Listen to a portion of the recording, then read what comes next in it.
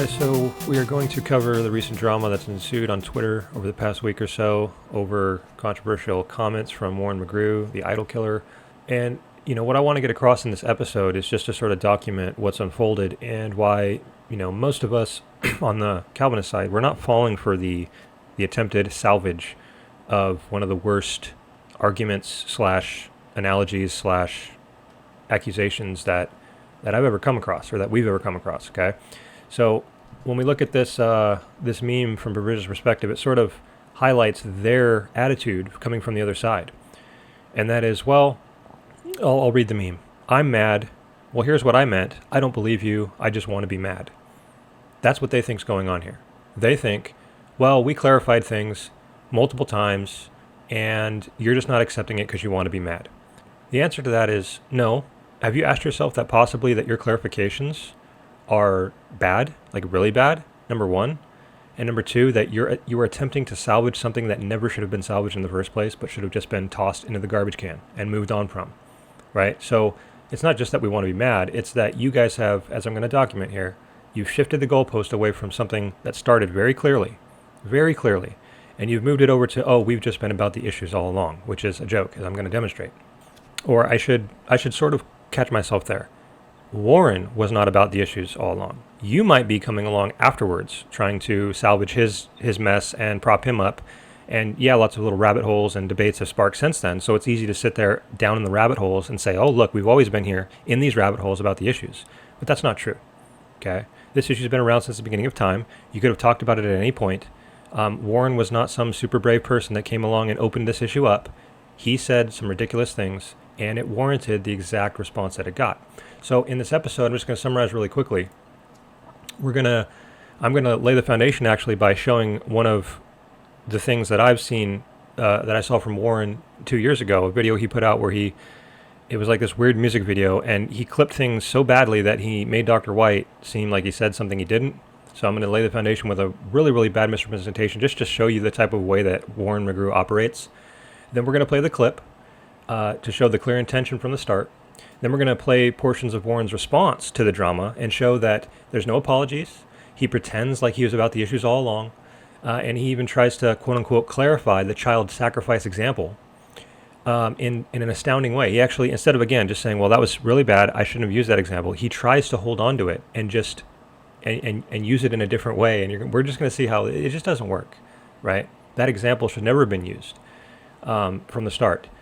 And then we're going to go and cover some of the episode from Provision's perspective where Warren went on and talked with them. I'm going to give some props to Eric from Provision's perspective for pinpointing the real issue at one small point in time and offering basically providing an opportunity for Warren to say, yeah, I shouldn't have said that, but he doesn't. He shows no signs of wishing he had done things differently, but instead, as he's gone on to be on multiple different shows, really just said, and I doubled down and said, well, if I could have done it again, I would have been even harsher, right? And then lastly, we're going to go through some Twitter stuff, couple memes, couple discussions I had just to actually cover some legitimate issues pertaining to this, and hopefully that'll be helpful as well. The only other thing I wanted to cover is, look, I'm not gonna lie here and pretend like I believe that Warren is part of the church, part of the Christian church that he's saved. He's not going to be offended by that. He doesn't think I'm saved, and I'm not offended by that. This is just the way it is. And, this is just one example of a tweet here. He says, the issue is not do infants die as a consequence of sins of others, but does God send them to hell for the sins of others? We could debate that later, but look at what his last comment is. The God depicted in quote-unquote infant damnation is Melech, not Christ. Okay? So he's been very clear that if you hold the position that perhaps there are non-elect infants who might end up in hell, then you don't even serve the same God as him. So if he's going to dish that from his side, I have no problem dishing it back to his side. Okay? So, and that's not even to mention his view of open theism, which I find highly problematic. I'm going to go on record as saying I don't believe that open theists are Christians either. I'm sorry, but I think, again, I'm not saying this in an offensive way. I'm saying this in an objective, logical way. We don't have the same God in mind. Okay? So you can take that or leave that. I don't mean that in a horrible, terrible way. I mean that in a convicted way where that's just the way I have to feel about it. Okay? So with that sort of laid out, let's go ahead and get started. And the first thing I want to play for you guys is actually something that Warren made about 2 years ago. So a long time ago. He made this little sort of like music video. It's very strange if you listen to it, but where he just mishmashed together a bunch of Calvinists, famous Calvinists saying, we believe God decrees this, that, and the other thing. But if you go through and listen to it, he does it in such a way that it is clearly taking people completely out of context, just completely chopped up. And, I'm not familiar with some of the other speakers. I don't listen to them regularly, but having listened to Dr. White for years and years and years, when I heard one of the sections that he plays from Dr. White, I knew instantly. I mean, I've listened to every dividing line that ever occurred multiple times over. I've listened to every Radio Free Geneva 10 or 20 times over. And I knew instantly when I heard it. I was in shock. I sort of just sat there and went, wait, he didn't actually do that, did he? He didn't actually do that. So what do we know to be horrible misrepresentation when it comes to like sound bites and stuff like that, right? It's when you chop somebody, you take something that they say, and you chop the front of it off and the end of it off, completely out of context, to get it to seem like here they're saying something, but because it's out of context, it conveys a completely different message, right? We all recognize that to be extremely dishonest, right? That's bad enough. But can you imagine what's worse than that? And by the way, that occurs multiple times in this little episode that Warren made several years ago. But what could be worse than that type of misrepresentation? How about taking somebody who, and I'm telling you this before you hear it, so that you're in the same position I was when you heard it. You know what was actually occurring. What's worse than that is to take somebody who is reading a letter written to them from an opposition, reading what they say, what they're saying against your position, and then take that, clip it, and paint it and project it as though the person reading the letter of opposition is actually saying the thing. This is for real. I don't know how you could possibly be more dishonest in representation than that. It's bad enough to just take it out of context. But to clip somebody reading somebody else's objection to you and try to project that and paint that as you saying what they're saying is mind-blowing. So listen to this real quick, and I apologize. It's just the way the video is. He has this music going on that's louder than what the people are saying, so it's hard to hear. Got to give credit to Warren. He's gotten a lot better at his little video effects since then. But listen through some of this. Lightning strikes, all these rapes would take place. We do affirm all these rapes. God forces you. Now, do you hear that clip? We do affirm all these rapes. Cut. Right? As if God, like, clearly Dr. White was probably in the middle of saying that we affirm that all these rapes were determined by God, and then went on to explain that God has a good purpose in all things, even the horrible things, blah, blah, blah, right? That's the basic misrepresentation. That's bad enough. I'm going to back it up a few seconds because listen to the next part. God forces you to sin, and then punishes you for doing what he forced you to do. When a child... And it goes on. So God forces you to sin and then punishes you for what he forced you to do. Now, that is not Dr. White's position. It's not any Calvinist position that God determining that you do something means he's forcing you to do it and then punishing you for what you're forced to do. I haven't even heard that out of Leighton Flower's mouth. But Dr. White was reading a letter of objection. That was an objection against Calvinists read by Dr. White. And he plays it here as if Dr. White is the one saying it. Do affirm all these rapes. God forces you to sin, and then punishes you for doing what he forced you to do. When a child... Yes. So there you have it, right? So this is the type of person that we're dealing with idol killer Warren McGrew. So after having heard that, I mean, if you hadn't heard that, most of you haven't. I don't even know if Dr. White is aware of that little video from 2 years ago. Oh, which reminds me, since I had played that clip, I also wanted to point out the Twitter exchange that I had with Warren 2 years ago when he first posted this. So I said, I'll say it again, this is the most dishonest representation of someone I've ever seen. You played a portion of Dr. White reading a letter from a non-Calvinist and played it here like it was what he was saying. God forces you and punishes you, etc. You should be ashamed. And he literally tried to pull this off. And I'll say it again. I think I had actually called him out prior to this. He said, do you read the Bible like you don't read video descriptions? So here's his justification. Because he says in the video description, seriously, he says, let me see here. 2 statements are made wherein objections are raised by non-Calvinists. But you don't hear the non-Calvinists making them, right? Or you heard one George Bryson, which most of us have heard like years and years ago. But the statement where James White is reading the letter, if you don't know he's reading a letter, right? He says, these are objections White cannot overcome via his Reformed apologetics. So because you think it's an objection that can't be overcome, that in Warren's mind justifies him clipping the living crap out of what White said to paint him as saying something he didn't say. Right? So no sign of recognition or regret here. I said, how does that excuse anything? And he said, he repeatedly contradicted himself. And in fact, when you're clipping everything like crazy, it's very easy to make people seem like they're contradicting themselves, right? But never mind that. Even if you think a position is contradictory, it doesn't give you the right to intentionally misrepresent somebody. This is a response. Semantics. If you recall, you've claimed God decrees all evil. As I said, clutch your pearls elsewhere. This is his attitude overall over the purest form of misrepresentation I can imagine, right? He doesn't care. He's totally okay with it. He is aware of it.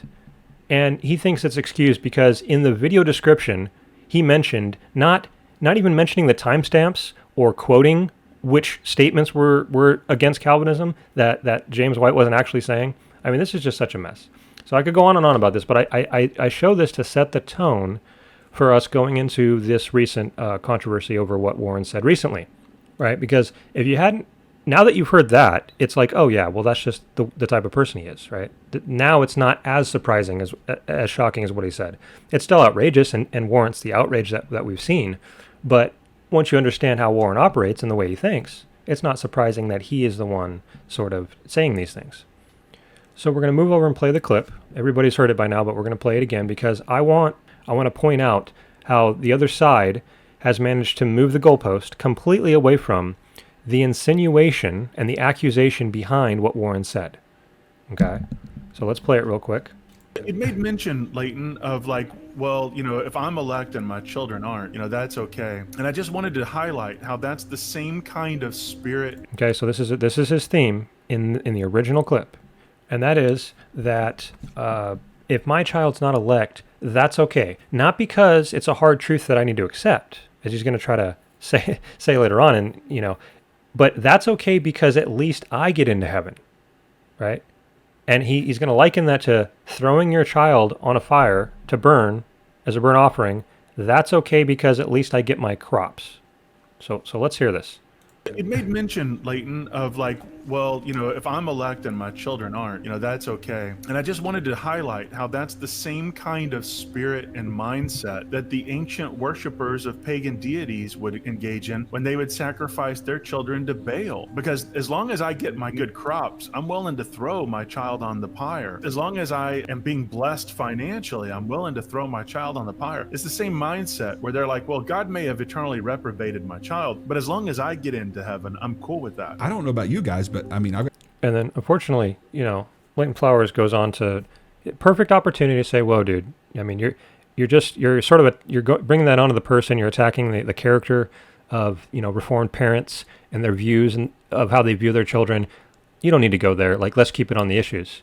But instead, he sort of like doubles down and runs with it and makes absolutely no correction, which is sad enough.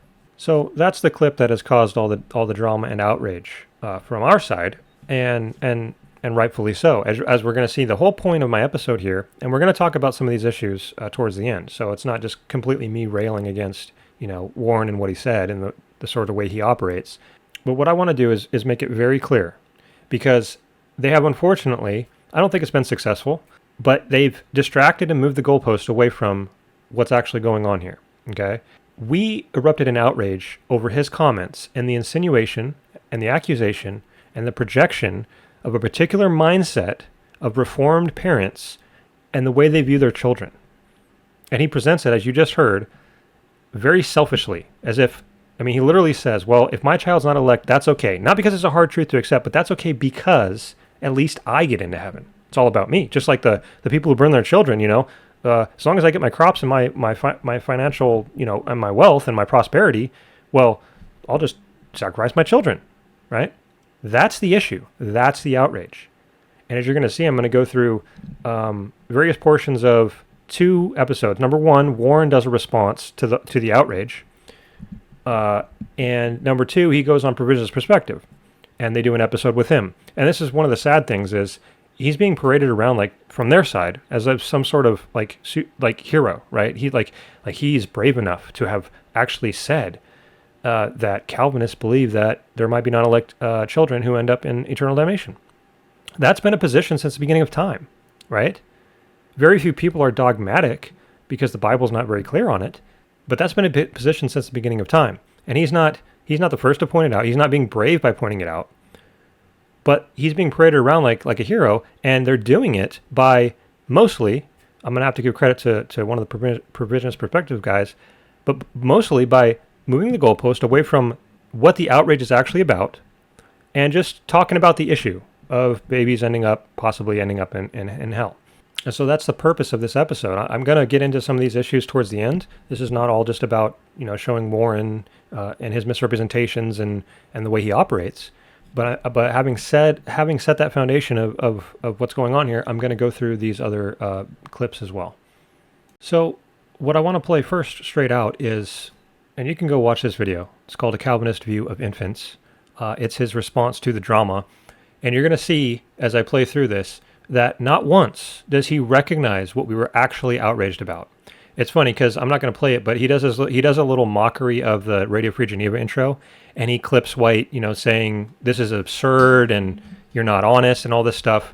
So let's hear what Warren thinks. So, Dr. White calls him dishonest. Another, the Gospel Truth dude, put out a video where he was even more outraged and was calling Warren a liar.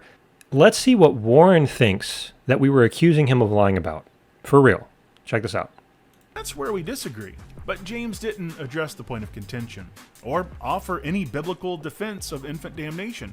He just waved this around and he clutched his pearls and he feigned indignation and called me a liar. Now he knows I'm not lying about some Calvinists affirming infant damnation because he's one of them. And he's also and we'll get to that in a minute, but see how he already thinks that we're calling him a liar because he simply pointed out a position that's existed since the beginning of time, right? This is delusional stuff here. Likely aware of all the other Calvinists who've also affirmed this. So what he's calling a lie is actually my criticism of the doctrine. He doesn't like to be challenged. So there you have it. He and I don't, Warren's not stupid. He knows that's not what Dr. White was calling a lie, because I'm about to play the clip straight through where he clearly points out what he was calling a lie, which is the statement that I have pointed out since the beginning of this episode on what actually caused the drama. But to Warren, just simply pointing out the position is what everybody's calling him a liar about, which is a total joke. Nobody is. That's not why they're calling you a liar, saying that you're misrepresenting us at all. And sadly, we're going to move into some other episodes where, he travels around, he goes on the Soteriology 101, he goes on the Provisionist Perspective, he's being paraded around like a hero, sort of playing this, they're misrepresenting me, and they're calling me a liar when all I did was, look, let's play Dr. White real quick. This is the episode, by the way, that Warren was responding to, that he clipped a couple things out, where made it look like James White was just nothing but outraged and just called, without any sort of basis, was just calling him a liar. Here's what he actually said. Let's talk about the main thing that was said. Calvinists are just fine with putting their children on the pyre, sacrificing their children in the way that Moloch did, as long as they get into heaven. I've never heard anything more stupid in my life. And neither have I, right? And that is where the outrage is from everybody on our side, right? Sure, since this has happened, people have, little rabbit holes have started and people have actually been arguing the issues, and that's fine. But this all started with what Warren said and his accusation that James White just pointed out and is responding to, that Reformed people are perfectly fine with their children not being elect so long as they are and they get in. I really haven't. I'll just be honest. There is not a scintilla of honesty in what Warren McGrew said. And there's where, Warren played that clip, the accusation, and said, well, James White called me a liar when all I did was point out his... No, you didn't just point out a position that many have had since the beginning of time. It's what you said about their mindset with regards to their children. Hey, as long as I get in, I'm cool with my children not being saved, is one of the dumbest things one of the dumbest objections I've ever heard anyone make. So right away in his response, we have no remorse, no sign of, oh yeah, I screwed up. I shouldn't have gone down that road. I shouldn't have put it on to the person. I should have kept it about the issues. Instead, Warren tries to pretend like he was just about the issues from the start. For real. This is what we have to put up with. I mean, this is the way that Warren operates. Going back to Warren here. Is actually my criticism of the doctrine.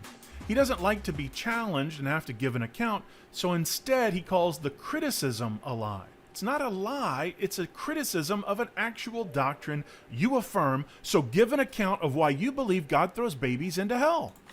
This is like, this happened. This is for real. It's not a joke. Like this guy actually thinks, like, and again, he had to look at the video, watch it multiple times to clip out and make his video. Like, how can you, this is just dishonesty right here. That's pure dishonesty. He's not missing it. It's not, oops, I didn't hear all of what Dr. White said. He actually is trying to paint the picture. Again, it's about showing his audience, right, protecting his image, as if he's not in the wrong here, that, oh, Dr. White's just outraged because he pointed out the idea that there might be non-elect infants who don't end up in heaven. Now, a little further on in this video, we're going to see proof that Warren does not show any sign of remorse or regret. He's going to have the guy from Gospel Truth demanding that he give a public apology, and listen to Warren's response. My criticism was regarding the doctrine of infant damnation. You both are completely on the line, and you're both disrespectful.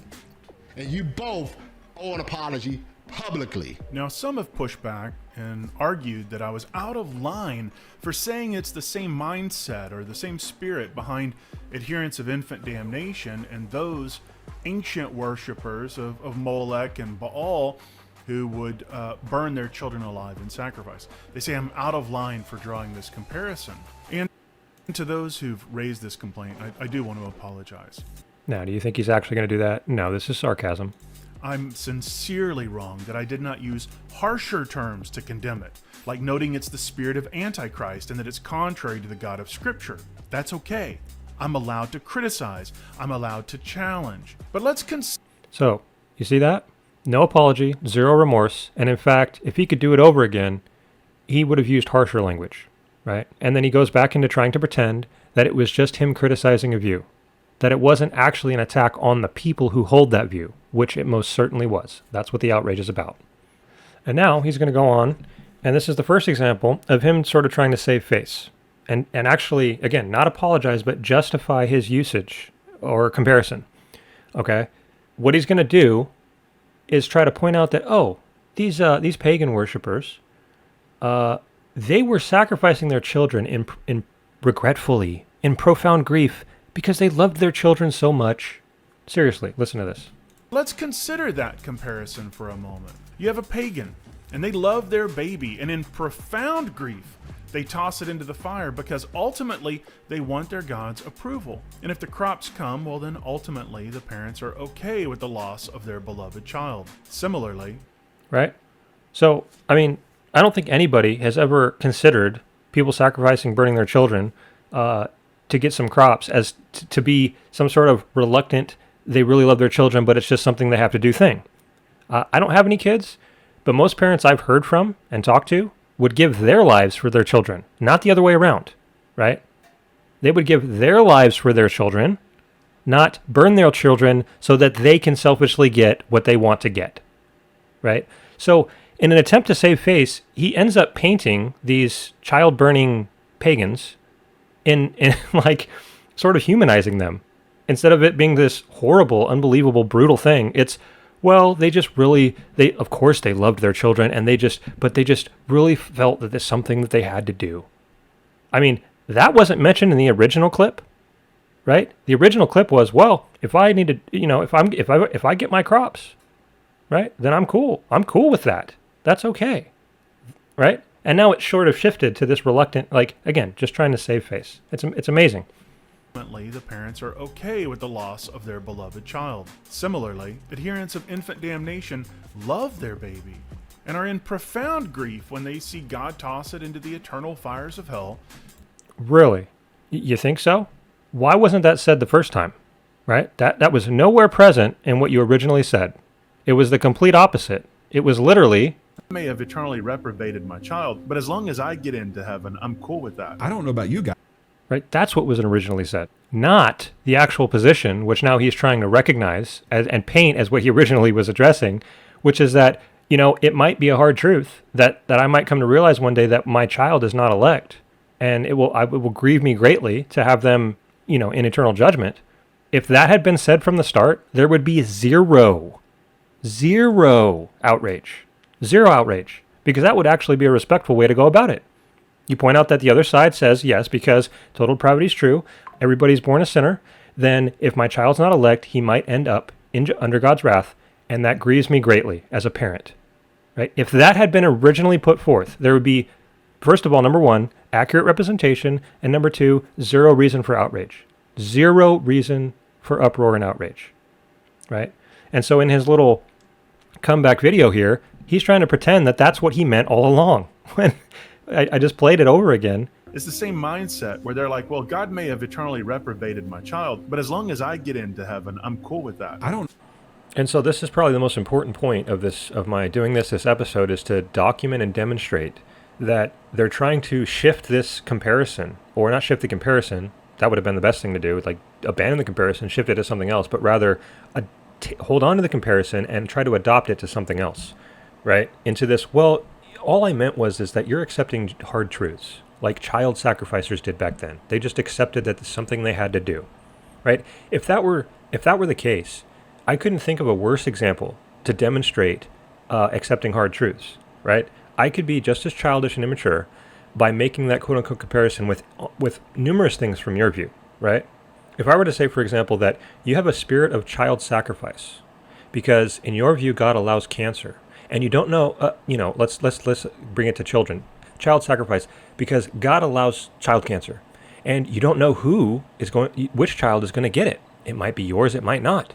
But since you believe that God does allow some children to get child cancer, well, you have a spirit of child sacrifice, because when you look out in the world and you see other children getting cancer, you think to yourself, well, that's cool. It's cool that God allowed that child cancer because at least it wasn't my child. Or to even further bring this into what was actually said, and the example actually given, would be to say something absurd like, well, if God allows my child to get cancer, that's okay. I'm cool with that because at least I didn't get cancer. That is disgusting, right? Everybody recognizes that as stupid, absurd, and disgusting. And it's offensive to the parent and their mindset that they would have and the love for their child, right? And for me to try to salvage that and say, well, no, all I was talking about was the issue. The issue is that you believe that God allows child cancer, that he could have easily stopped. It's just the issue. Blah, blah, blah, blah, blah, right? Are you going to fall for that? Or are you going to say, well, you would say, yeah, in my view, God does allow child cancer, but that doesn't mean I have a spirit of child sacrifice, right? If you're going to use some sort of analogy, that is way off the mark, right? And so I say all that to demonstrate that if you're just trying to get across the point that people are accepting hard truths, that was the literal worst possible way you could have done it. And it should have been abandoned rather than salvaged. And that's why we aren't buying it. It's not because we just want to be mad and we just want to be outraged. It's stupid. It's ridiculous. Nobody's buying it. Now, Warren goes through, I'm just, skipping along. Warren goes through and he's basically playing quotes with audio of various Calvinists, historical Calvinists who have said, yeah, there might be non-elect infants that end up under God's wrath. And he's doing it interdispersed with the guy from Gospel Truth calling him a liar and calling him dishonest. And again, let's hear Warren's response. Again, what is the lie? What is the dishonesty? The projection of the mindset being, I'm cool with that as long as I get in. Marlon proceeded to claim that I said Calvinists don't care about their children. That's precisely what you said. Originally. Precisely what you said, right? Not word for word. You didn't say Calvinists don't care about their children, but you said they say or think that if my child isn't elect, that's okay. I'm cool with that as long as I get in. That selfish, non-caring mindset. And he put all sorts of words into my mouth, claiming that oh, you poor victim. Are we misrepresenting you? I said things I never said.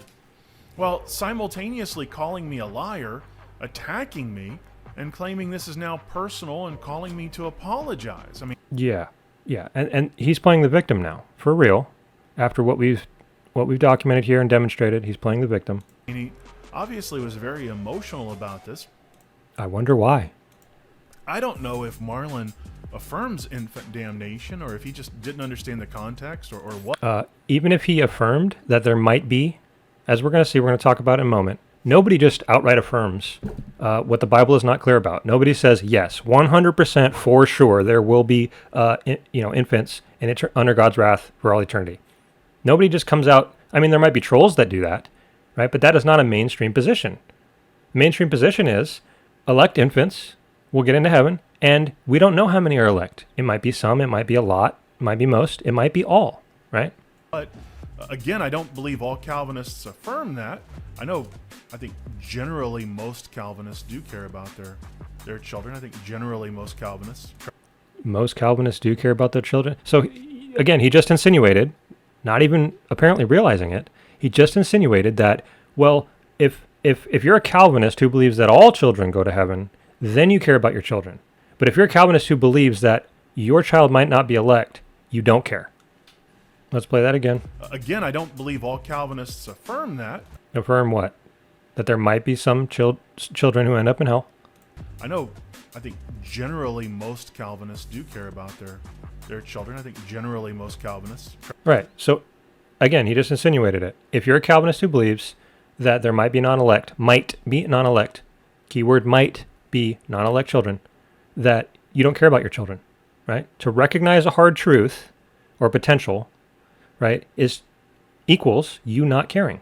So he's literally, after just saying that we're misrepresenting him by saying Calvinists don't care about their children, he's actually now saying, well, my example was to prove that some of them hold this view and therefore don't. I think generally most Calvinists do care about their children. I think generally most Calvinists try to be good parents. But the doctrine certainly would impact your ability to parent. The doctrine, the recognition that there might be non-elect infants, and therefore one of your children might not be elect, would negatively impact your ability to parent.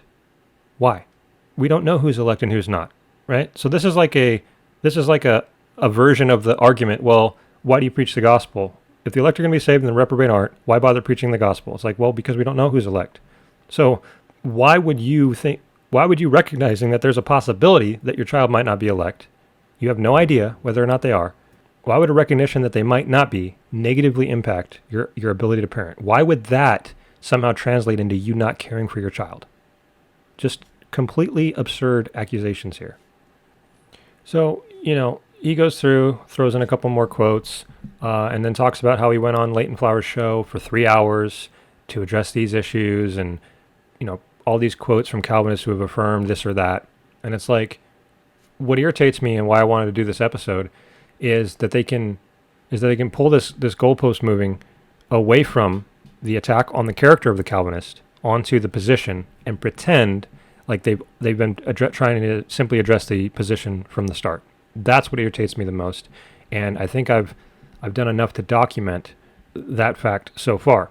So it's kind of funny, Drew, from Provisionist Perspective, if you heard the term #Ballgate, that was made up by Drew, and it sort of gained some traction. I think we should start a #NeverForget. #NeverForget what the outrage was originally about. As long as I am being blessed financially, I'm willing to throw my child on the pyre. It's the same mindset where they're like, well, God may have eternally reprobated my child, but as long as I get into heaven, I'm cool with that. I don't know about. All right, so #NeverForget that. Now, the next thing I want to do is move over to when Warren went on the Provisionist Perspective. And again, look, I have to give credit to Eric here. Eric hits the nail on the head and says, hey, look, I'm pretty sure that this is what the outrage was about. This is why they were offended. And he pinpoints exactly what should be pinpointed. But I want to show how, even in light of that, Warren makes no recognition or acknowledgement that, yeah, I probably shouldn't have gone down that road, or yeah, I could have worded it differently. But a few minutes later in the episode actually circles back and says, well, if I could do it over again, I wouldn't have not gone down that road, as you pointed out. Instead, if I could do it over again, I would have compared it to, the spirit of the Antichrist or something like that. But let's hear Eric real quick.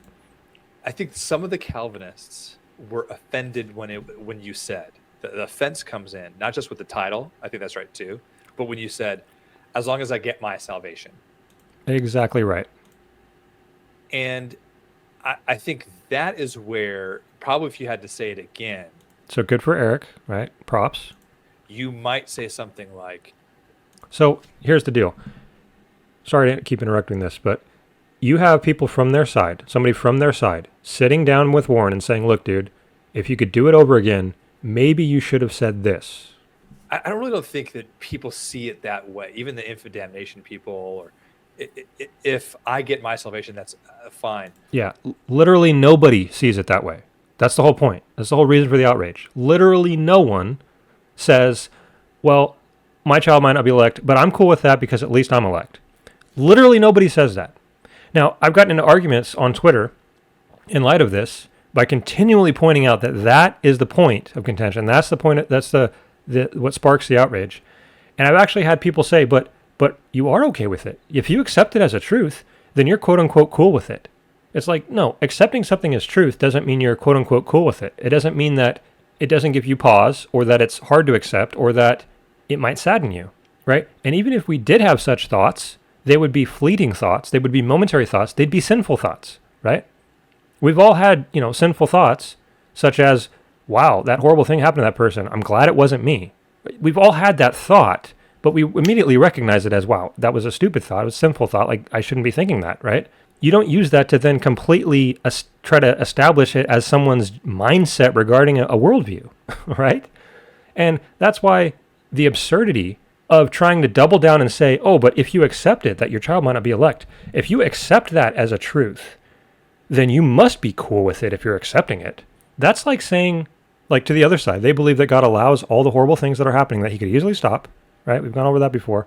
That's like saying, well, you believe God allows child cancer, therefore you must be cool with child cancer, right? Or God allows child cancer and you must say, well, that's cool as long as it's not my child. Do you see how you can take a truth of a view, a hard truth? I mean, I would hopefully respectfully at least say, look, I know that you believe God allows child cancer, but you believe he has his reasons for doing so, right?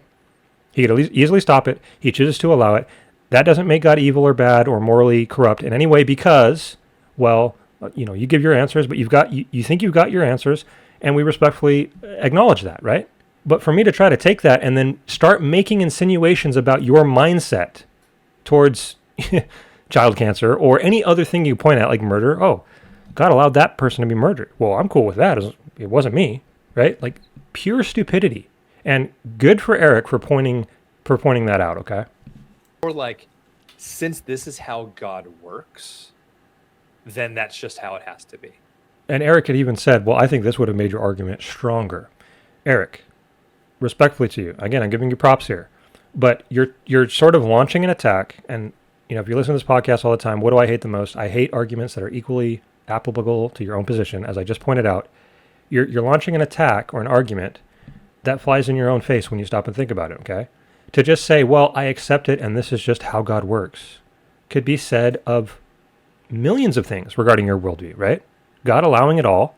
You accept that God allows murder, right? You accept that God has his reasons for allowing child cancer and child suffering and even creating, here we are talking about sacrificing children. You could go on, moving on to child abuse. He allows the child abuse. He doesn't stop the child abuser. In fact, he creates the child and the child abuser, knowing that that's going to occur, proceeds anyways. And in fact, as I pointed out, upholds the universe by the word of his power.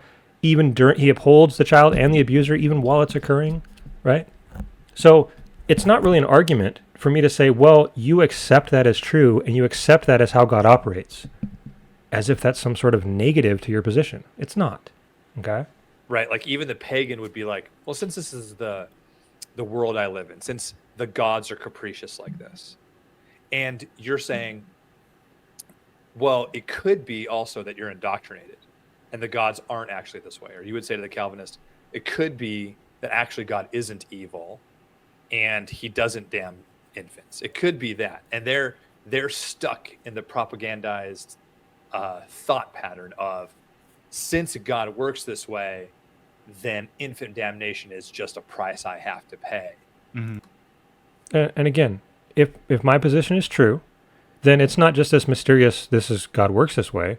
God has chosen to operate under a system of federal headship where we fall in Adam, we're born sinners. And if God does not choose to elect all children dying in the infancy, he has the right to do that. And he has reasons for doing that. Again, I don't know the reasons, just as you don't know the reasons God allows child cancer. But again, it's not just simply, well, I accept it, and I'm propagandized and just not using my brain at all and just blindly following God and the way he operates. Like, so on the one hand, I appreciate you pointing out where Warren screwed up and offering, maybe you should have said it this way. So good for you for doing that. I just don't think it's a very strong alternative. It would have been a much less offensive alternative, no doubt. In fact, if Warren had said what you said, I don't think any of this would have blown up. We could have responded to what you said because, again, it wouldn't have been quite as personal. It was still a little personal in the sense that, well, I'm just propagandized. I'm not really thinking things through, and this is the way it is. I don't have reasons for my beliefs, etc.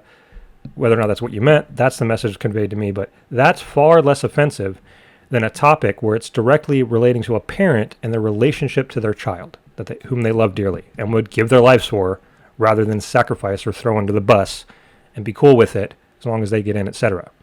Okay, so I just wanted to play that through on Eric, and from Eric, to give him props for at least trying. Okay. Then infant damnation is just a price I have to pay, since this is the case. Not necessarily as long as I get my salvation, right? Exactly. So good for you. But since God works this way, and you're saying like, well, what if I mean, God doesn't? They're already seeing it as being out of their hands anyway, because they played no role in their own salvation. This is something that God. So I just want to point out, instead of Warren saying, yeah, you're right, dude, that was a much better way of going about it, he's going to acknowledge it as a way to have gone about it and try to take it and run with it, without showing any sign of, yeah, I screwed up. Elected them from eternity. They play no role in their own child's damnation, apart from him using them as the means potentially to drive them further into reprobation. That's a problem with meticulous determinism. But I could see that. I mean, I think if you come in and you go, this is just how God works, I have to accept it. He's God. Who am I? I'm okay with that. I have to be okay with that. What am I going to do? What's the alternative? Right. Yeah, I think that's reasonable. One of the things too that's interesting is, so he thinks that's reasonable, but he doesn't say, I should have said that instead. You're right, I screwed up. I shouldn't have made it personal, type of thing, right? So moving on real quick here. Somebody say something else, and maybe it'll come back to me. I think what's interesting is that this kind of comment from someone, where it's like, So somebody puts a comment. For those of you who aren't looking on YouTube, they put a comment from a chat person. Warren loves all this attention. He absolutely does, very much so. It's very clear. Even if you go back to just the other video I was reviewing where Warren responds. He says, oh, I've got thick skin. I'm enjoying this. I'm laughing. I didn't play that part, but it's in there. Like, seriously, he loves the attention. So this person says, Warren loves all this attention. A simple apology would have ended this whole thing. Impugning your motive and demanding an apology. I think that's what this is all about, especially from like Marlon and a lot of this stuff is like. Yeah, you should apologize for assaulting the character of Reformed folks and their mindset towards their children. You should definitely apologize. You called it a psyop. It's just a way to get you to apologize. How dare you bring this issue up? And Warren says, how dare you bring this issue up? Again, like, it's so irritating. And look, I don't even know how long we are into this episode yet because I'm just recording it as I go. But I've established it all, right? You start with the absurd claim. Even when Eric here points out the actual problem, Warren refuses to apologize, refuses to even acknowledge it, and smugly says, oh, I'm sorry for how dare I bring up this issue. You didn't just bring up an issue, dude. You insulted and assaulted the character of Reformed folks with regards to their mindset towards their children. That's what this has been all about. So hashtag never forget that. Hashtag never forget what the outrage was all about.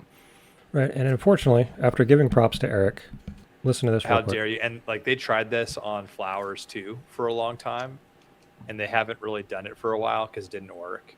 And it's not going to work on you now, where we distract from what the issue actually is. What the issue actually is. What was the outrage about? It was about the original comment and the original comparison of a child sacrificing mindset with Reformed parents being totally cool with non-elect children as long as they get in. And now here Eric is saying, well, our demanding your apology and our outrage over that is just us trying to distract away from our horrible, terrible children might be in hell view. And so it's just this weird shifting of now, like, we're the ones distracting? No, you guys are the ones distracting. So Leighton Flowers having him on, you guys having him on, you guys are the ones distracting away from what the actual issue was. Warren screwed up, big time, and should have apologized. And even on your own show, props to Eric, tried to get him to maybe issue an apology, gave him every opportunity to, and he smugly, arrogantly just doubles down. And unfortunately, you guys run with it, right? It's not that this isn't an important issue that you guys can talk about, but don't try to pretend that our outrage over all this is just simply the issue, because it's not. And I'll just add in here, this issue is not something new. It's been around since the beginning of time. You guys could have been talking about it at any point, interacting with people at any point, and in fact, these interactions have taken place. So for you guys to try to pretend that it's just this issue that nobody wanted to touch, and it's been laying dormant, right? Just been laying dormant for all these years, and then almighty Warren McGrew was brave enough to come along and bust it open and start the whole thing. It's like, no, that's not what the uproar was about in the first place. And we're not falling for your goalpost shifting and distractions. What the issue actually is, I did issue an apology in my 20-minute video I released yesterday. And we just played that earlier. Because I should have used stronger language. So, instead of saying, yeah, I should have said what Eric said, or I shouldn't have said that, I should have said this, if he could have scripted it, he would have also said, meaning, let the other stuff stand. This was off the cusp of my head. I was just flying loose.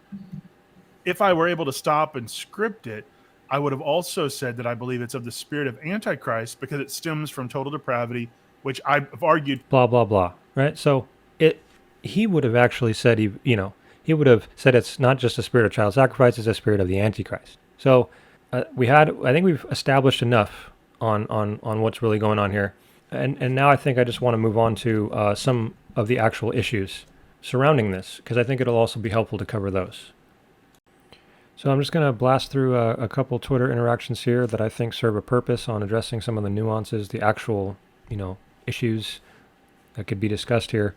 The first one really quick is, once again, from Provision's perspective. He quotes, straight up quotes Warren, God may have eternally reprobated my child, but as long as I get into heaven, I'm cool with that. And sort of, unfortunately, doubles down and says, well, if God's cool with that, why shouldn't you be? Question for Calvinists. And again, I addressed this earlier. It's like, you being quote-unquote cool with something insinuates more than just accepting a hard truth, right? I said the assumption that God is quote-unquote cool with everything he determines is laughable. Was God cool with the crucifixion since he predestined it? In your view, does God allowing something mean he's cool with it? Right? This can be easily flipped back on you. It's just not a very good objection at all. I say the fact is we can be not cool with plenty of things that God determines. In fact, this objection comes in all sorts of forms. Why are you complaining about what God determined, etc.? It's like, well, part of God's plan and purpose in what he determined could be our fighting against it, our not being happy with it, our being, this, that, and the other. And it's like the same thing holds true for your view where God is allowing things. Does God allowing something mean he's cool with it? Is God cool with child cancer? Is God cool with child abuse? Is God cool with murder? No. Right? And him allowing it doesn't mean he's cool with it. And so for me to just sort of mockingly ask, well, if God's cool with it by allowing it, shouldn't you be? Right? If God allows murder, shouldn't you allow murder? If God allows child abuse, shouldn't you allow child abuse? How dare you try to stop that child abuse from happening? God didn't. It's just stupid. It's bad. I'm sorry, guys. You got to do a little better than this. We now move on to someone who says, basically, he is moving past onto the issues and trying to say, well, look, there's been some Calvinists who say that there will come a day when we're, basically in heaven glorified, where we will praise God for judging sinners, which would include your very own children. And so since you'll be praising God for that, it's terrible, and that sort of thing. So I basically said the alternative, and this is important, the alternative is that you'll be eternally sad and depressed over lost friends and family. This is unbiblical and illogical. You need to stop letting your emotions get in the way of your theology. So Revelation 21:4 literally says, neither, talking about the new heaven and new earth, neither shall there be mourning nor crying nor pain anymore.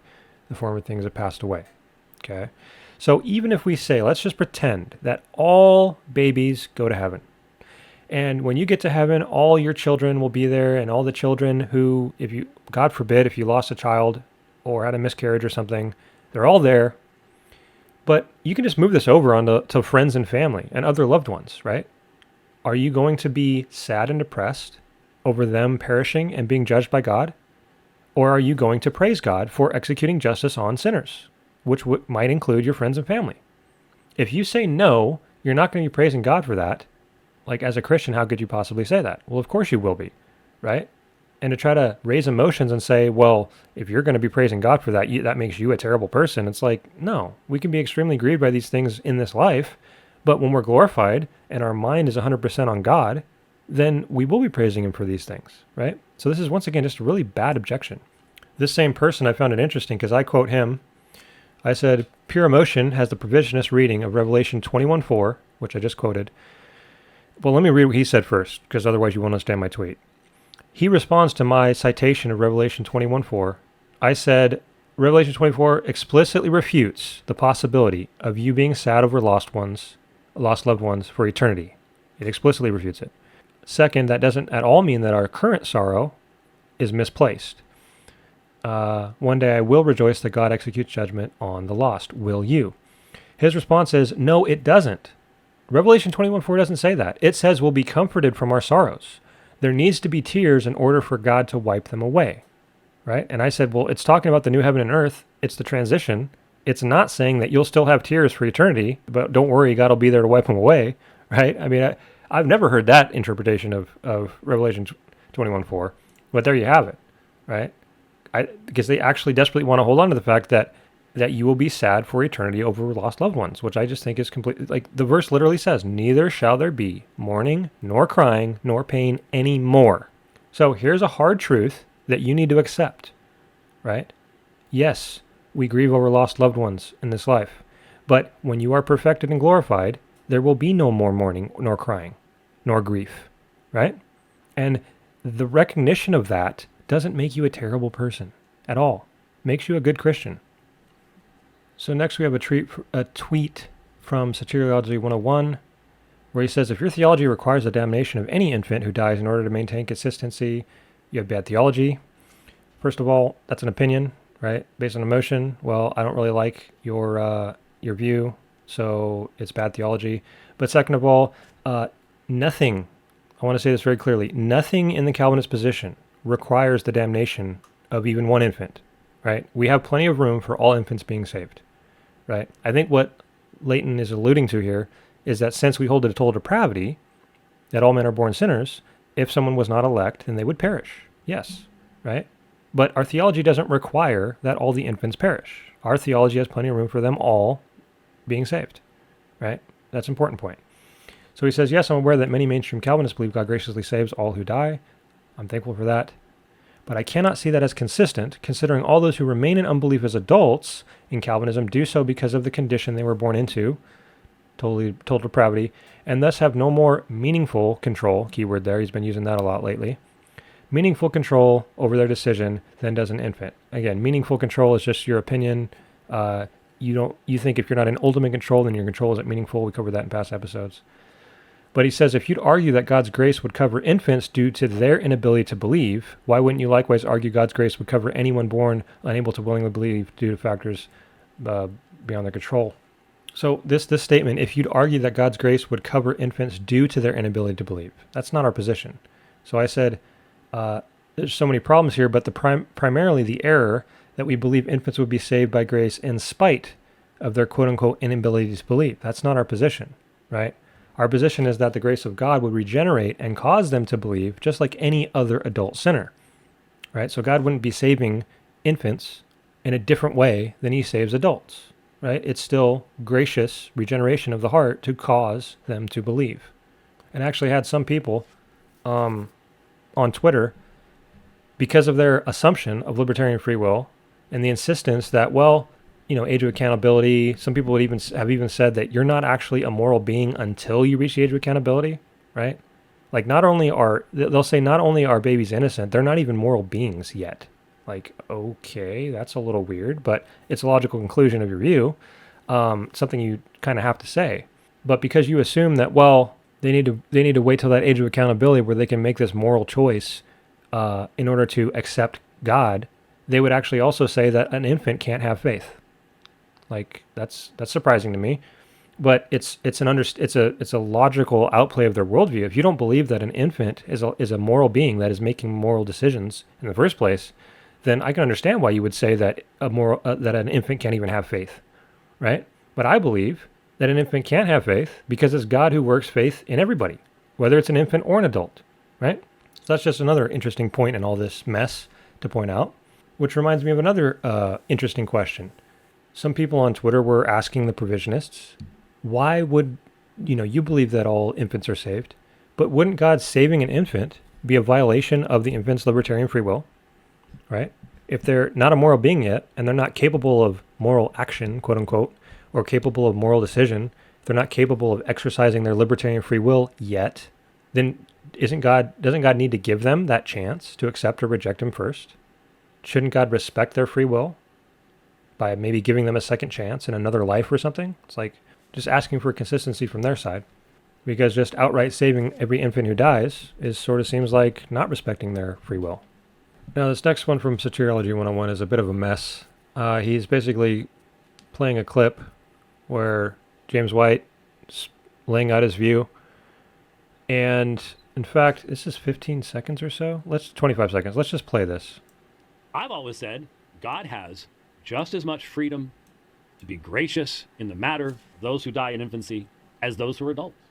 And that was after pointing out the two extremes. Either no infants are saved, or all infants are saved, or you have a middle position, which is what James White just said. God is free to exercise saving grace by electing or not. Let the judge of all the earth do right.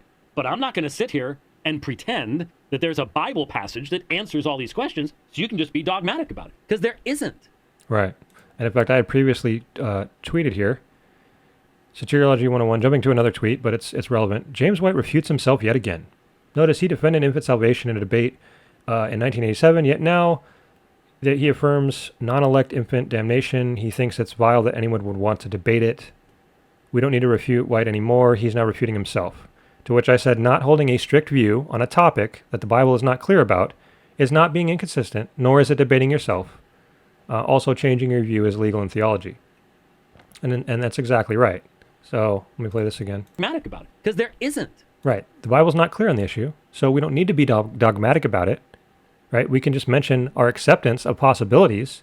And this stemmed from Warren McGrew challenging Dr. White to debate and defend infant damnation. Like, no, right? Because that's not a dogmatic belief of Dr. White's. So that's where this comes from. Also cover a couple memes here, if you can't see because you're listening. This person posts a picture of a baby elephant. Again, this is sarcastic. You can laugh if you want, but due to their long gestation period, an elephant is born weighing around 250 pounds, making it the biggest baby in the world.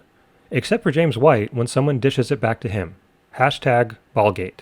To which I respond, translation, if you respond or push back against accusations that you have a spirit or mindset of child sacrifice and think that if my child isn't elect then it's okay as long as I get in, then you're just weak-willed, thin-skinned baby, right? Because that shows you the mindset of a lot of people in this whole thing. That James White and the guy from Gospel Truth and all our outrage is just us being big babies, and we need to get over it, even though it was a direct assault on our character and mindset regarding children. Then Warren started pumping out, everybody's pumping out memes throughout this whole Ballgate thing. So they post this meme, and Warren Idol Killer, he posts it. This one has on the top, it has somebody offering their child as a sacrifice, and it says, "This saddens me, but I accept it as a necessary truth." And in the bottom, it's babies burning, and apparently burning in hell, and a a person with a reformed hat says, "This saddens me, but I accept it as a necessary truth." Again, that is clearly, as I have demonstrated and documented in this episode, not what the issue was originally about. It's not just, well, this is a hard truth I need to accept, right? It was never about that from the start. So I said, you keep forgetting the I'm okay with it as long as I get in part. We still aren't falling for your distractions and attempted face saving. I also say, is there a single hard truth in your worldview that quote unquote saddens you, but you accept it as truth? That's a serious question I would have, for somebody like Eric or Drew or Leighton Flowers, anybody who gets a hold of this and wants to respond. What is a hard truth in your view that saddens you, but you accept it as a truth? And, obviously if you do give an answer to that, I actually have offered a criticism of provision in the past. I don't think they really have much hard truths because it's all catered to their emotions and what they like. And, I can make an entire episode out of that. It's just an accusation at this point. That's my view of provisionism. But if they were to then give a reason, it would be wrong for me to mock that and make memes out of it like this one, right? Because that would be an attack on their character rather than just understanding that, yeah, there's hard truths that you accept, right? But this just demonstrates once again the sidestep, the goalpost shift that has taken place. And in these people's minds, it allows people to justify getting behind Warren after all of this, right? If they can move it over to just, well, we're just pointing out that you accept a hard truth. That's all this was about. And then make memes out of it. People think that they're justified in their, what I consider to be pretty bad behavior so far. I want to mention a tweet from Dr. White here. It's an important point, and that is, he quotes the London Baptist Confession 10.3, elect infants dying in infancy are regenerated and saved by Christ through the Spirit who worketh when, where, and how he pleases, so also are elect persons who are, etc., etc. So he says the biblical citations really don't have much to do with the actual topic of infant salvation, which is because the Bible doesn't address the topic directly. But notice, the confession does not tell us how many infants are elect. So even if I were to say that that elect infants dying in infancy are regenerated, that does not necessitate or imply that I believe that there would be non-elect infants, right? I don't know how many infants are elect or not. Okay, so I can just affirm that all elect infants will go to heaven and just leave that to God. Cover the verses from their side. I really want to talk about the verses that they try to use to suggest that all children automatically end up in heaven, and demonstrate why, they think the Bible is clear about it and we don't, and why we don't. Okay, and why those verses I don't believe actually teach what they think it's teaching. So we'll save that for another time. So I hope this episode, this was an attempt at an objective covering of the issues from my side. If you think I failed, go ahead and reach out to me, mention it, respond to it, do whatever you want. But I felt the need to make this episode to cover these issues, document these things, and I hope it's been helpful for everybody. So again, you can follow Twitter at the letter C Calvinism, at C Calvinism. You can follow, it's on YouTube, Consistent Calvinism Podcast, on all your favorite apps. You guys have a good one, and remember to stay consistent, my friends.